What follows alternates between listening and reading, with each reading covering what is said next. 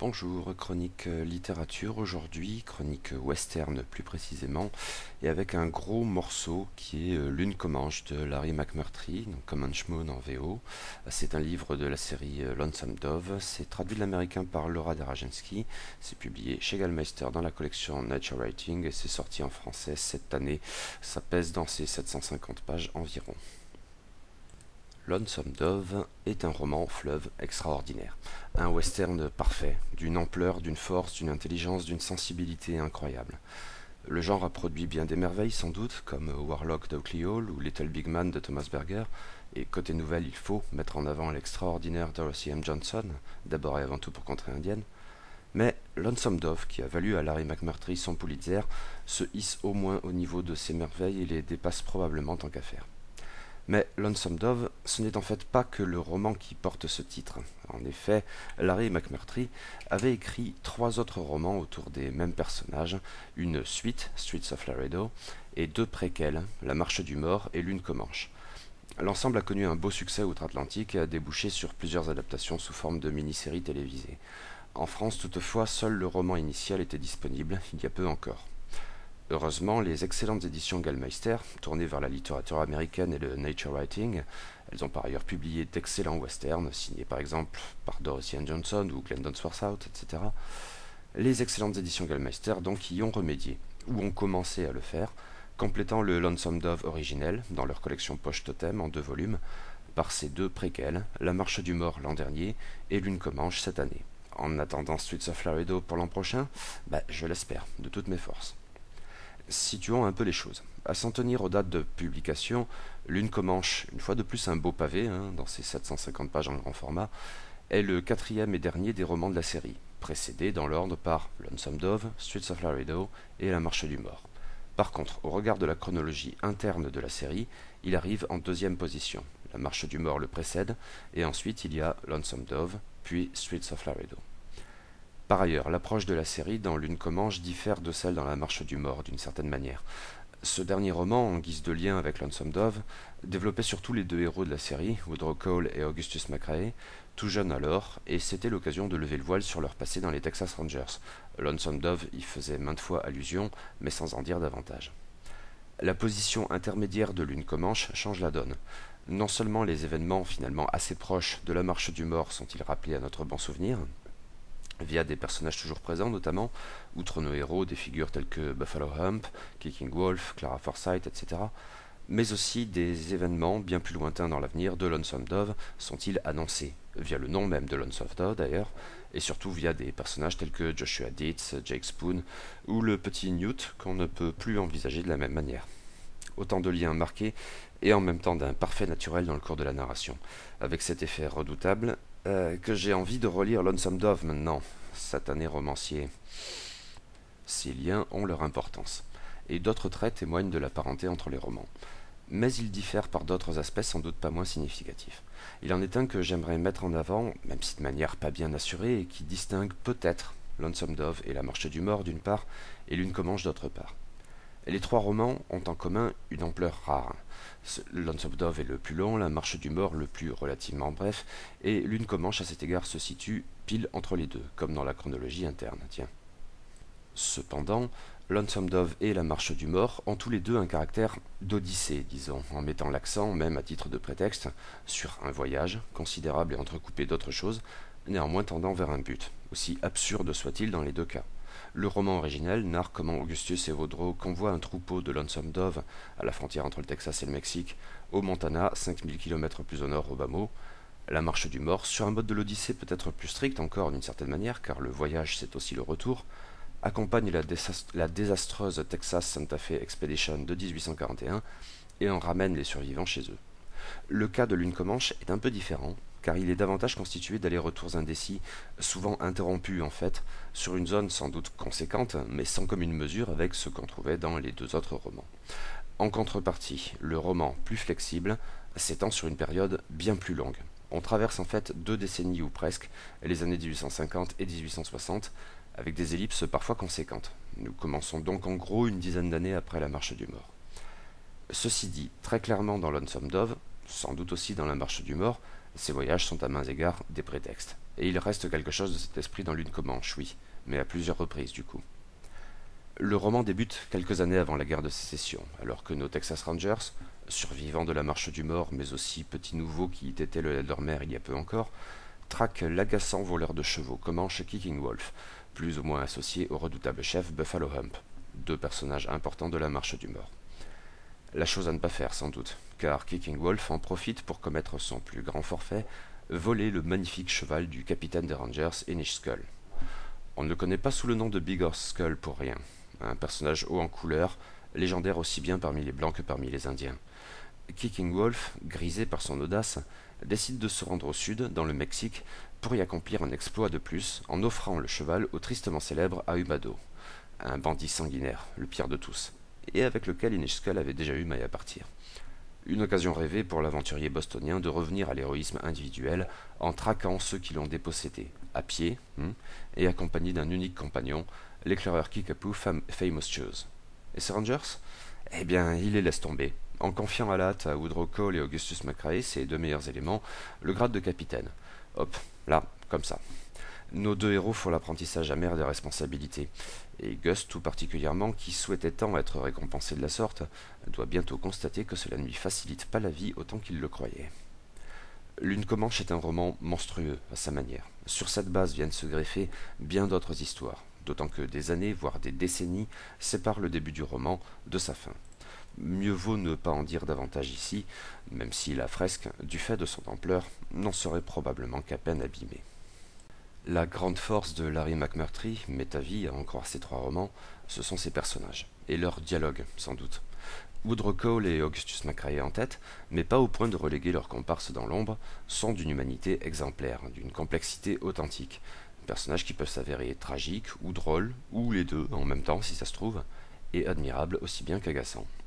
Des personnages enfin qui sonnent justes et interpellent avec astuce le lecteur qui s'y attache très vite, y compris si ça se trouve pour les plus répugnants d'entre eux. Lune Comanche ne déroge sans doute pas à la règle, mais ce roman m'incite, davantage que les deux autres, à opérer une distinction qui vaut ce qu'elle vaut. C'est que dans le contexte plus ou moins crépusculaire de Lune Comanche, certains personnages se parent des atours des héros, voire de figures proprement mythologiques. Un phénomène peut-être pas absent des deux autres romans, la gamine dans Lonesome Dove, la putain magnifique et la cantatrice lépreuse de La Marche du Mort, d'autant que deux d'entre eux figuraient déjà en fait dans le roman précédent. J'ai tout de même l'impression qu'on est cette fois un cran au-dessus. 4 personnages me paraissent devoir être envisagés sous cet intitulé, mais c'est bien sûr à débattre. Commençons par Inish Skull, le capitaine des Texas Rangers de son état. Un cas rare d'officier compétent dans une série souvent guertant à l'encontre des donneurs d'ordre, et cela vaut aussi pour le présent roman bien sûr. C'est un personnage qui détonne au sein de cette troupe qu'il mène au combat. Skull est un Yankee, issu de la meilleure société bostonienne. Plus qu'un soldat, il est d'abord et avant tout un aventurier. Mais il sait très bien que les galons peuvent être porteurs d'aventure, à condition d'être au bon endroit au bon moment. Au milieu des combats, par ailleurs, Skull est un érudit qui cite volontiers les poètes, récite en grec ou en latin, et dont les allusions culturelles saugrenues laissent systématiquement perplexes ces hommes. Hein? Quoi? Napoléon? Et qui c'est ça, Hannibal? Skull, d'une certaine manière, a en fait tout pour être agaçant et même insupportable. Seulement voilà, c'est un héros. Oh, rien de moral à cet égard, notre homme n'est pas le dernier à faire couler le sang, et s'il jure par la Bible et l'épée, sans doute est-il plus épais que Bible. Enfin, et surtout, son ego surdimensionné ne l'amène guère à prendre en considération les autres. Qu'importe, ce qui compte c'est qu'il est tellement haut en couleur, tellement plus grand, tellement plus fort, tellement plus tout. Le charisme écrasant du bonhomme paralyse ses comparses, comme le lecteur, qui ne peuvent tout simplement pas en dire du mal, et sont même régulièrement portés à l'admirer pour l'exception qu'il est. Sans doute était-ce le seul homme à pouvoir véritablement se confronter à Ahumado.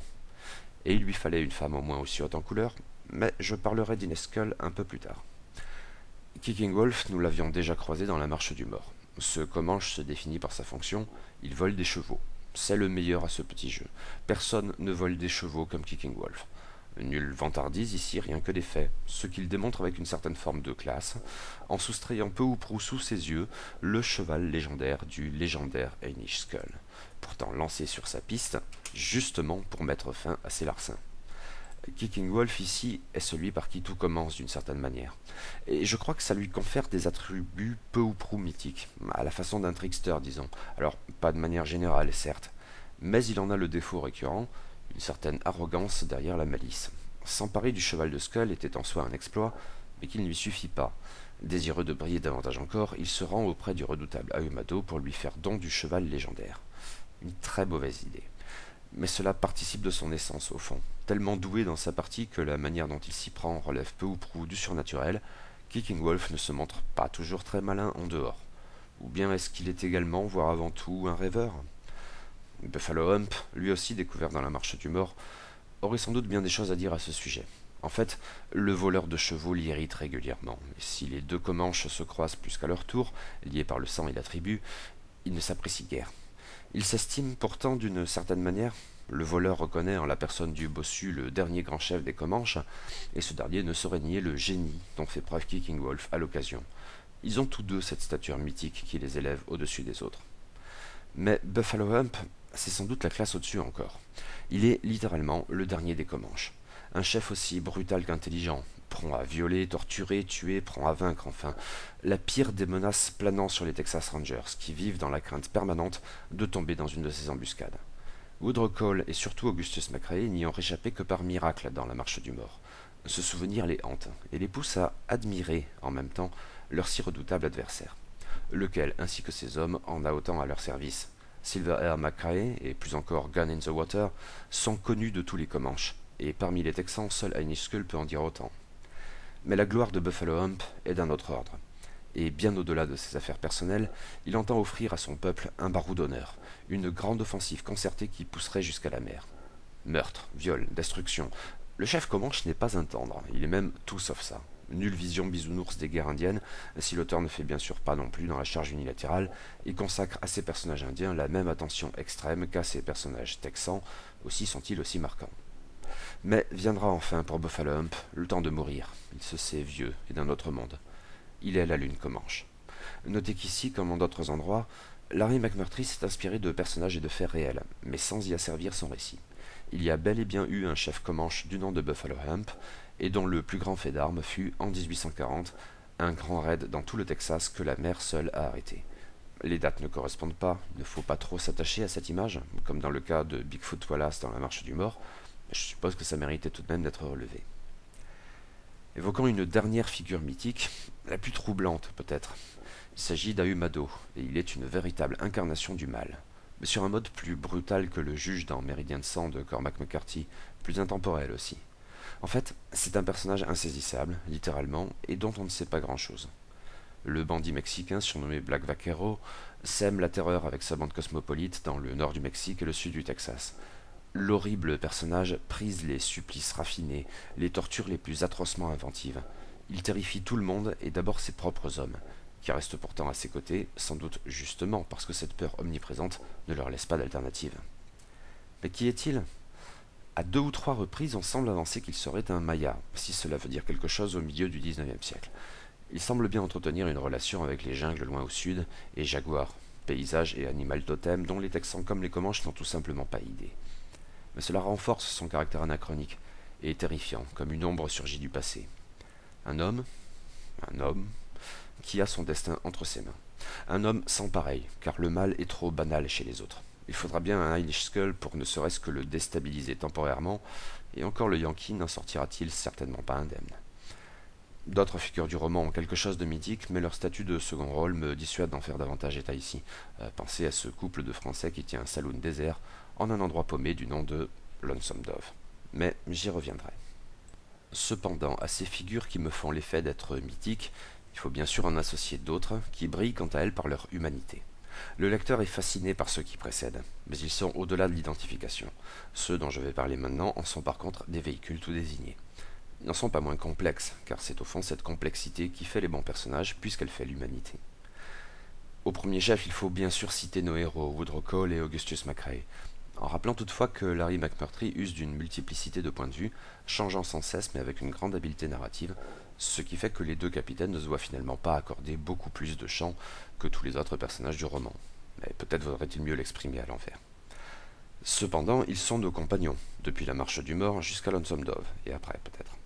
Et ce sont toujours des personnages aussi magnifiques, y compris dans ce qu'ils ont d'agaçant. Membres des Texas Rangers depuis une dizaine d'années maintenant, ils ont considérablement plus de bouteilles que les petits cons qu'ils étaient quand ils avaient intégré la milice, à l'époque de la Marche du Mort. Ils sont sans doute de bons Texas Rangers, meilleurs que beaucoup. La décision d'Heinrich Skull de les nommer capitaines a beau être précipitée, on peut supposer que le fougueux bostonien n'aurait pas pu tomber mieux. Mais la nouvelle n'enchante finalement pas tant que ça nos deux amis, qui comprennent bien qu'on leur a refilé une patate chaude et que leurs responsabilités accrues ne sont guère compensées par une meilleure paye ou un statut social véritablement plus élevé. C'est avant tout Gus qui en fera l'amère expérience, lui qui n'attendait que ça pour convaincre enfin Clara, de l'épouser. Mais je m'aventure ici dans un terrain que je souhaite traiter plus spécifiquement après. Disons tout de même que les relations malheureuses de nos héros avec les femmes, pour des raisons très différentes, on prend en pitié Gus, on maudit Woodrow, impriment de leur marque le cours de l'histoire. Peut-être aussi, autant sinon plus que la menace de Buffalo Hump ou le pays qui se déchire entre bleus et gris. Au-delà, les personnages sont égaux à eux-mêmes, et ce n'est pas une critique, c'est pour ça qu'ils sont si bons. Woodrow, bourru et très premier degré, Gus, bavard et excessif, forment un duo idéal, avec quelque chose d'archétype qui ne les prive pourtant pas de leur humanité, où la naïveté joue une part essentielle toujours aussi délicieuse. Petite citation. J'ai pas vu de larmes, moi, dit Cole quand ils furent à nouveau dans le buggy et redescendaient la colline vers les quartiers des Rangers. Pourquoi il pleurait s'il nous apprécie tellement? Bah, je sais pas, et peu importe. Hein. On est capitaine maintenant, Woodrow, lança Augustus. T'as entendu le gouverneur? Il dit qu'on est l'avenir du Texas. Je l'ai entendu, répondit Cole. Je comprends pas ce qu'il a voulu dire, c'est tout. Ben, ça veut dire qu'on est des gars bien. Comment il peut le savoir? Il nous avait jamais vus avant aujourd'hui. Allez, Woodrow, sois pas toujours contrariant. Il est gouverneur, et les gouverneurs peuvent deviner ce genre de choses bien avant les autres. S'il dit qu'on est l'avenir du Texas, alors je veux bien le croire. Je suis pas contrariant, dit Cole. Je comprends toujours pas ce qu'il a voulu dire. Il y a bien d'autres personnages dans l'une Comanche qui se détachent en demeurant humains. Mais un emporte vraiment ma sympathie que j'ai envie de mettre en avant. Il s'agit de Famous Shoes, l'éclaireur Kickapoo, et les Comanches détestent les Kickapoo, qui va et vient à pied au gré de ses envies et de ses curiosités. Censément au service des Texas Rangers, il n'est pas du genre à se restreindre pour cette raison, même pas par rébellion en fait, avec le plus grand des naturels. Il veut bien obéir aux ordres, mais à sa manière, et c'est une manière qui, pour certains, frôle l'insubordination, voire la désertion. Mais voilà, Texas Rangers ou pas, Kickapoo ou pas, et ses femmes et ses ennemis, qu'importe, il va où il veut au gré des vents, en faisant souvent montre d'une curiosité qui ne le rend que plus aimable quand il s'improvise archéologue en quête de pointes de flèches des anciens. Une menace pèse sur lui? Quelle menace? Ou son obsession à long terme quand il se lance sur la piste de ce trou d'où le peuple a jailli il y a bien longtemps de cela. Il doit se trouver par là. Ce personnage aussi fait preuve d'une forme de candeur plus ou moins réelle, mais sous ses excentricités se dissimule à peine une bonne couche de sagesse pratique, et c'est un personnage très attachant. Un peu l'antithèse de Blue Duck, qui le hait par ailleurs, au point où cela va décider de sa vie. Blue Duck est un des fils de Buffalo Hump, un métis, fruit du viol d'une Mexicaine enlevée par les Comanches et qui n'avait pas fait long feu. Blue Duck n'en déteste que davantage les Mexicains et les Texans, ou, dit autrement, il se veut plus Comanche que tous les Comanches. Et son père le méprise. Blue Duck, aux yeux de Buffalo Hump, ne comprend tout simplement pas ce que signifie être un Comanche. Il y a trop de blanc en lui, sans doute. Le jeune imbécile ne respecte rien ni personne. Il se vante mais n'a rien d'un brave. Il est mesquin, cruel et irrévérencieux. Que le constat soit fondé ou pas, cela ne peut que déboucher sur l'opposition ouverte entre le père et le fils. À vrai dire, le plus étonnant dans tout cela est peut-être que Buffalo Hump n'ait pas encore tranché le débat d'un coup de poignard. Peut-être a-t-il malgré tout quelque chose d'impair. Blue Duck, d'abord un brin victime, puis de moins en moins, est systématiquement associé à la notion d'injustice, je suppose. Au-delà, il est un personnage clairement maléfique, et ils ne sont pas si nombreux dans la série Lonesome Dove. Ici, comme à Humado, oui, mais sans son brillant mythique, bien plus médiocre. Injustice donc, et mépris, voire dégoût. Blue Duck est un salaud, un tueur sans foi ni loi, une brute puérile. Il est détestable et on le déteste. On continuera de le faire dans Lonesome Dove. Mais, de temps à autre, on perçoit bien qu'il y a plus en ce personnage. L'humanité, c'est aussi des Blue Duck, après tout. Et tant d'autres personnages pourraient être cités, qui sont si humains, si vivants. Peut-être les trouve-t-on surtout parmi les Texas Rangers. Joshua Dietz ou encore Long Bill Coleman, vieux compagnons de route puisqu'ils étaient de la marche du mort, valent bien un Woodrow Cole ou, surtout c'est davantage leur genre, un Augustus McCrae, dans leur humanité essentielle. Le sort du second, Le bon bougre un peu niais n'en est que plus déchirant. D'autres encore parmi les plus jeunes, Jake Spoon, qui a sans doute ses mauvais côtés, ou P.I. Parker, tant d'autres. Pour l'heure, je n'ai peu ou prou cité que des hommes. On peut s'attendre à ce qu'ils aient un rôle prédominant dans un genre aussi supposément viril que le western, du moins avant de découvrir les nouvelles de Dorothy M. Johnson ou de lire des romans tels que Homesman de Glenn Hansworth ou, m'a-t-on dit, La veuve de Jill Adamson, et bien sûr les romans de Larry McMurtry. Lonesome Dove comprenait des personnages féminins très puissants que la fin du roman, sauf erreur, mettait tout particulièrement en valeur. La Marche du Mort n'était pas en reste, avec ses personnages de femmes mythiques, là encore, comme la prostituée Matilda Roberts et sa tortue, 10 ans après on en parle encore, ou sur un mode quasi fantastique, l'incroyable Lady Lucinda Carey, la noble lépreuse à l'aplomb sidérant. Mais le roman avait aussi introduit des personnages de femmes à dimension plus humaine, en fait les deux grands amours de nos héros, Clara Forsyth qui obsède tant Gus, et Maggie Tilton, la prostituée à laquelle Woodrow Cole ne comprend absolument rien, ou qu'il n'ose pas comprendre par lâcheté. Deux personnages qui reviennent dans Lune Comanche, les ancres de nos héros dans la ville d'Austin, où d'autres femmes jouent par ailleurs le même rôle. En fait, au premier abord, cette approche m'avait un peu déconcerté. Je ne percevais pas bien pourquoi le roman abandonnait régulièrement les Texas Rangers et les Indiens pour revenir à Austin. Alors que c'est probablement ici que se joue l'essentiel du récit, en vérité, ce qui apparaît progressivement. Lune Comanche, plus encore que les deux autres romans, accorde une place essentielle aux femmes. La société du temps incite à les maltraiter en tant que femmes d'eux, mais elle s'illustre pourtant par elle-même, sans toutefois se faire d'illusions quant à leur sort ultime. D'une manière différente, car Maggie Tilton, la prostituée, se berce bien trop longtemps de ce genre de songerie. Son statut lourd d'opprobre réclame qu'un homme vienne la tirer de la rue. Elle a jeté son dévolu sur Woodrow Cole, tout le monde le sait, sauf Cole lui-même. Cole guère à l'aise avec les femmes, qui continue de voir Maggie mais insiste pour payer ses passes. Cole surtout qui ne veut pas entendre parler mariage, et encore moins d'un enfant, ce Newt que l'on retrouverait dans Lonesome Dove, et sans doute ne peut-on plus, dès lors, le regarder du même œil. Maggie Tilton, la pauvre Maggie, a tous les attributs d'un personnage tragique au niveau du mélodrame. Elle n'en est pas moins touchante, et moins fragile qu'elle ne le croit elle-même. Aussi, même si elle ne se le permet jamais, le lecteur, lui, se met à haïr Woodrow Cole en certains passages, notamment ceux où il se montre jaloux, tout en ayant bien en tête combien ce personnage que nous adorons par ailleurs n'est tout simplement pas en mesure de vivre en société et de comprendre quoi que ce soit aux hommes et femmes, ses semblables, qui l'entourent bien malgré lui. Clara Forsyth, une des rares femmes à apprécier et aider Maggie Tilton sans se pincer le nez devant sa condition de putain, réagit d'une toute autre manière.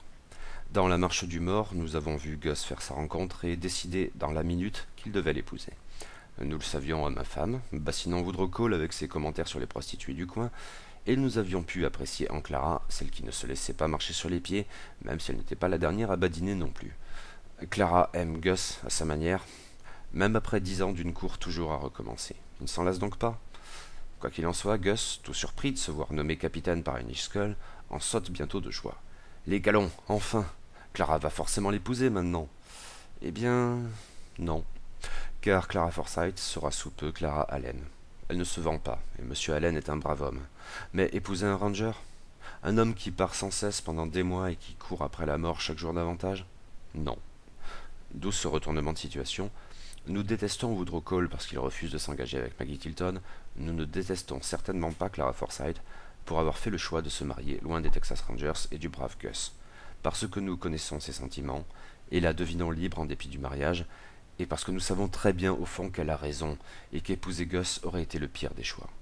Nous ne lui en voulons pas, donc, ce qui ne nous empêche certes pas de pleurer avec Gus, et de partager ses cuites à répétition, alors qu'il cherche naïvement à noyer son chagrin dans l'alcool et la bagarre, à la limite extrême de l'autodestruction.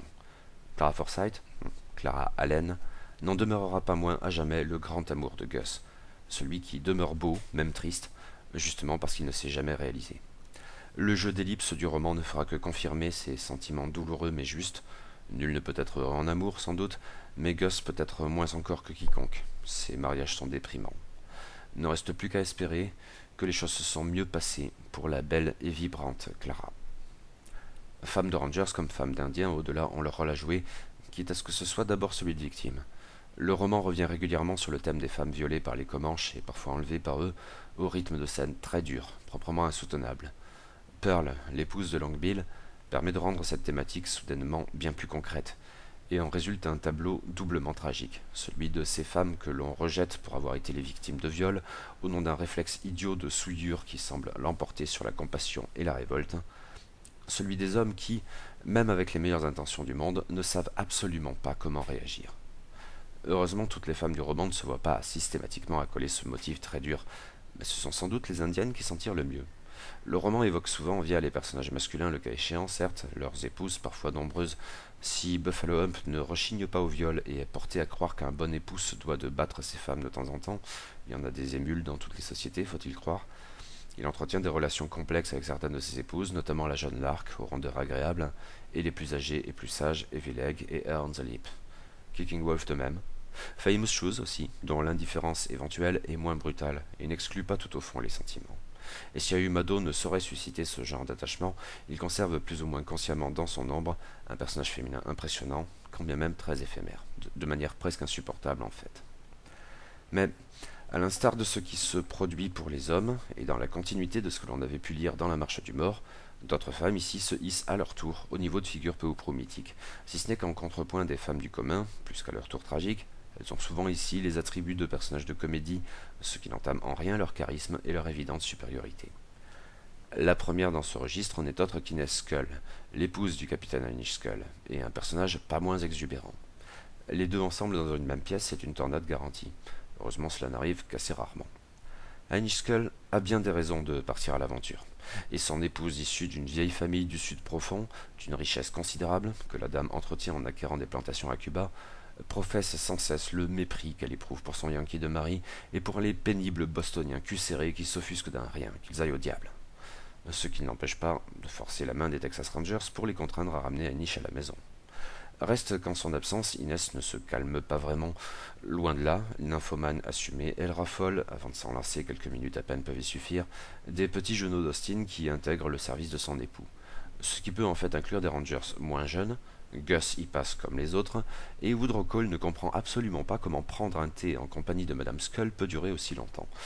Ceci étant, au-delà du cliché de la folle du cul, rassurez-vous, Inès Scull est un vrai personnage. Sans doute figure-t-elle avant tout dans des scènes de vaudeville, versant bien sa lasse, mais même à pister, badine en main, un jeune homme en caleçon qui ne s'avère finalement pas très satisfaisant, elle conserve une aura incroyable. Sur un mode assez proche, même si autrement secondaire, j'ai envie de mentionner Thérèse Vance, la Française qui tient le saloon désert de Lonesome Dove au milieu de nulle part. Face à son époux bien falot, on ne se demande guère longtemps qui, selon l'expression, porte la culotte dans leur couple. Elle autorise à son tour des scènes très amusantes, ce qui ne l'empêche pour autant pas de briller à sa manière. En tout cas, tragédie ou comédie, mythe ou réalité, Lune Comanche est un roman riche de très beaux personnages féminins, et c'est clairement une dimension à mettre en avant à mes yeux. L'histoire de Lune Comanche est complexe, avec sa structure éclatée sur 15 à 20 ans, au rythme d'interruptions et d'ellipses brutales. Encore une fois, j'ai vraiment le sentiment d'une fresque, qui en apparence du moins ne présente pas vraiment l'unité relative de Lonesome Dove et de La Marche du Mort. Ce qui ne signifie pas que nous l'allons nulle part, enfin, métaphoriquement. Disons du moins qu'il y a, au-delà de la peinture des personnages et de l'importance des femmes sur toute la durée du récit, différents motifs qui participent bel et bien en définitive de l'unité de la narration, et qui relèvent en même temps de la même thématique du voyage. J'en vois au moins deux, partir, seul, ou presque, et arriver trop tard, ou ne jamais arriver. Notez que je vais probablement livrer ici quelques spoilers, alors attention. L'idée de partir semble omniprésente dans le roman. Elle touche nombre de ses personnages, et avec un caractère récurrent de coups de tête. Bien des figures du récit, quand elles y succombent, s'en vont donc, seules ou aussi souvent, voire davantage, à deux. Le fil rouge du roman, entre Texas Rangers, Comanche et Bandits, d'Ahumado puis de Blue Duck, multiplie ce genre de scènes, offrant dès lors un complexe jeu de miroir où tel départ ne peut qu'en entraîner un autre et réveiller les échos d'un précédent. Ainsi de Kicking Wolf et son camarade Freebirds après que le voleur de chevaux s'est emparé de la plus belle de ses proies et qui partent sur une impulsion empreinte d'arrogance pour livrer la merveille au redoutable Ahumado. À peine Hamish Scull a-t-il appris le larcin qu'il décide aussitôt de faire exactement la même chose, ce qui n'en paraît que plus absurde. Le capitaine des Texas Rangers part donc pour le sud, à pied, accompagné de l'infatigable Famous Shoes. Ahumado, après quelque temps, sentant la mort venir, fera le choix de partir seul pour les jungles du sud sans en avertir personne. À la fin du roman, Buffalo Hump ne fera pas autrement, mais en se rendant dans cet implacable désert hérissé de pierres noires que l'on suppose magique. Il y a d'autres départs entre les deux, non moins marquants, ne serait-ce bien sûr que celui de Woodrow Cole et Augustus McCrae à Lonesome Dove, et préférant, dans leur quête d'Inishkull prisonnier, ne pas s'encombrer des jeunes Texas Rangers, trop lents et qui risqueraient leur vie pour rien. Ce départ, comme sans doute pour les deux autres duos envisagés auparavant, a de faux airs de suicide, ce qui les rapproche en même temps des départs d'Ahumado et de Buffalo Hump s'avançant vers leur trépas. Et Blue Duck, lui, quitte un monde, celui des Comanches, pour se faire bandit, hors la loi, hors toute communauté, sinon celle dont il tolère l'agrégation autour de lui par vanité. Mais je reviendrai plus loin sur les Comanches et le départ. Le motif apparaît également à l'arrière, à Austin. Ce départ peut être très concret, comme avec Clara Forsyth devenant Clara Allen, mais pour le coup, ce départ n'a rien d'un suicide métaphorique, c'est même tout le contraire, il sauvera la vie de la jeune femme. Toutes n'ont pas sa chance, ainsi de ces femmes qui, une fois enlevées et souillées par les Indiens, ne peuvent tout simplement pas revenir parmi les Blancs. Le courage de Pearl offre un contrepoint à cette approche, mais pour le coup, c'est Long Bill qui commet en conséquence le départ fatidique.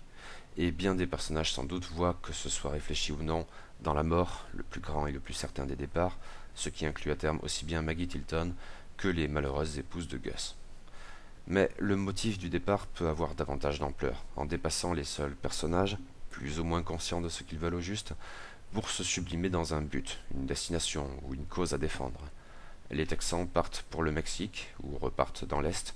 Bientôt la guerre de sécession éclatant, conformément aux prédictions du Yankee Inishkull, nombreux seront ceux qui partiront pour le front, côté Union ou côté Confédération, pas le plus rationnel des choix, sans doute. Mais ce sont les Comanches qui illustrent le mieux cette approche. Ces Comanches qui sentent, qu'ils le veuillent ou non, qu'il leur faudra partir, comme sont partis les bisons. Buffalo Hump est agacé par les songeries de Kicking Wolf, l'imbécile croyant encore que les bisons reviendront. Mais que faire? Autour de l'intraitable Buffalo Hump, d'autres Comanches, là des tueries, plus réalistes peut-être, supposent qu'ils n'ont plus le moindre choix. Il leur faudra bien négocier avec les Blancs et partir pour ces réserves que les Américains leur destinent si loin de leur terre. D'autres entendent encore résister, mais ils n'ont plus que le désert comme refuge. Buffalo Hump ne se leurre pas.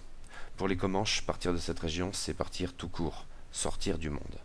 Peut-être est-ce inéluctable, mais une dernière fois, il entend prouver au monde la gloire des Comanches et leur assurer ainsi l'éternité. Et nos héros, Woodrow Cole et Augustus McCrae, cela les titille depuis un moment, eux aussi il leur faudra partir. À Lonesome Dove peut-être? Pourquoi pas? Même si, au final, ce ne sera qu'une étape de plus au fil d'un plus long voyage, et il y aura un ultime départ, au crépuscule du temps des pionniers, comme un écho de la lune Comanche. Dans certains cas, le départ se suffit à lui-même, mais c'est loin d'être systématique. On avance souvent ça et là tel ou tel but justifiant le périple. Mais ces buts sont plus qu'à leur tour absurdes, et même quand ils ne le sont pas, il n'y a aucune certitude que les voyageurs y parviennent, c'est même plutôt le contraire. D'où cette structure relativement éclatée, où les interruptions brutales et les ellipses, finalement, font davantage de sens que les grandes quêtes, trouver Ahumado, libérer Inishkull, capturer Blue Duck, que sais-je. Nos Texans, tout particulièrement, ne cessent de partir pour quelques missions, et de la laisser tomber en cours de route pour revenir et refaire exactement la même chose quelque temps plus tard. L'absurdité de leur quête n'en est que plus flagrante, et, sinon au plan purement narratif, ils ne sont finalement jamais là où ils devraient être, mais toujours dans un entre-deux qui ne rime à rien. Conséquence non négligeable, pour l'essentiel, les événements les plus cruciaux au plan historique, nos Texas Rangers passent à côté. Ils ne sont pas là quand Buffalo Hump lance son grand raid sur Austin et jusqu'à la mer. Ils ne sont pas davantage sur le front où Bleus et Gris s'entretuent, attend toute la guerre de sécession, et on ne leur en voudra pas. La grande histoire se fait sans eux. Ils ont bien assez à faire avec la petite, au point en fait où ces grands événements, pour l'essentiel, sont au mieux traités en hors-champ. Bien sûr, ce sous-titre français de Lonesome Dove, l'affrontement, n'en est que plus improbable. En fait, une fois achevé ces 750 pages, la conviction du lecteur est bien plutôt que l'affrontement promis n'a justement jamais eu lieu, et quelque affrontement que ce soit. Parce que c'est bien le propos. Les personnages arrivent trop tard ou n'arrivent pas, donc. Clara s'est déjà fiancée, le raid sur Austin a déjà eu lieu, Ahumado est déjà parti, Buffalo Hump est déjà mort, et le front de la guerre de sécession est bien loin. L'affrontement? Pas vraiment, non. L'une Comanche se déroulant dans les années 1850-1860, une époque classique du genre, n'est probablement pas à cet égard un western crépusculaire, comme on dit souvent. Il y a sans doute davantage de cela dans Lonesome Dove, mais même ce roman n'est pas non plus, disons, le tireur de Glenn Hansworth Out, ou bien d'autres livres, j'imagine. Cependant, dès son titre, il pointe vers ce genre de connotation concernant les Comanches. Eux sont sans doute déjà trop tard. Et Buffalo Hump n'est certes pas le dernier à s'envisager comme un anachronisme. Une page se tourne, celle des Comanches, des autres Indiens des plaines bientôt, de tous les peuples autochtones à terme. Les Buffalo Hump, même les Kicking Wolf, n'ont plus vraiment leur place dans ce monde. Les Blue Duck, davantage? Peut-être. Peut-être aussi les Famous Shows, parcourant plaines et montagnes en quête de ce qu'ils sont supposés être, avec un regard plus serein sur le monde. Mais une page s'est tournée, et les Texas Rangers aussi le savent. Les Comanches ne dureront pas beaucoup plus longtemps que les bisons. Autant lâcher l'affaire qui ne rime plus à rien. D'autant que, la guerre civile achevée, les tuniques bleues reviennent dans leur réseau de force sur la frontière pour gérer le problème indien. C'est sans doute déjà trop tard pour les Texas Rangers, mais peut-être pas encore trop tard pour Woodrow Cole et Augustus McCrae. Ils peuvent se rendre à Lonesome Dove, et à terme ils en partiront. Trop tard peut-être. Vous vous en doutez, Lune Comanche est à nouveau un roman brillant, d'une grande richesse, un superbe western parmi les meilleurs du genre. Je n'irai pas jusqu'à le hisser au niveau de Lonesome Dove, et je ne sais finalement pas s'il est meilleur ou moins bon que La Marche du Mort. Au sortir du roman, j'avais un peu l'impression d'avoir préféré le précédent, mais avec un peu de recul, je n'en suis plus si sûr. Bah, peu importe, on atteint toujours des sommets de toute façon. C'est bien un excellent roman, palpitant et fort, porté comme d'habitude par des personnages admirables et humains, quand ils ne sont pas mythiques, aux répliques piquantes autant que justes.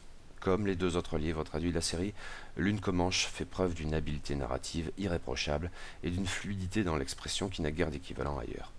Roman palpitant, émouvant, hilarant, déprimant, intelligent, sensible, tout cela et bien d'autres choses encore, Lune Comanche fait honneur à sa série et à son auteur. Indispensable.